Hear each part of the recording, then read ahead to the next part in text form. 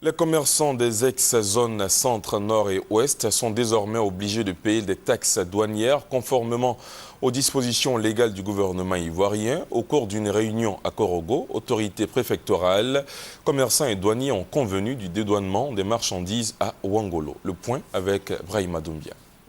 Plus d'un an après la crise post-électorale, l'État ivoirien a décidé, après un moment de grâce, de sévir face aux commerçants qui peinent à s'adapter aux dispositions légales de dédouanement des marchandises.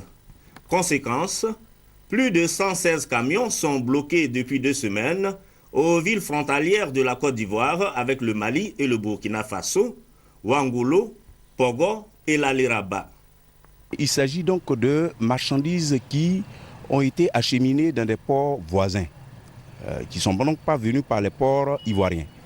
Et une fois parvenus à ces ports, ces marchandises ont été reconditionnées et ensuite transportées dans des camions pour remonter et ensuite revenir vers le territoire ivoirien.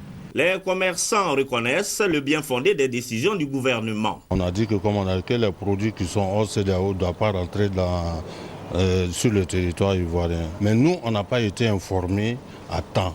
Dorénavant, on prendra nos précautions.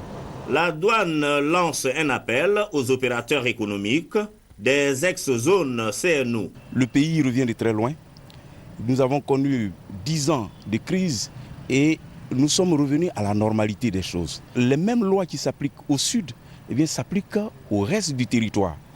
À Korogo, au cours de la réunion, co-présidée par les préfets de la région du Poro, Daouda Ouattara, et de Ouangolo, Siendou Koulibaly, les commerçants et les autorités douanières ont convenu désormais du dédouanement des marchandises à Ouangolo.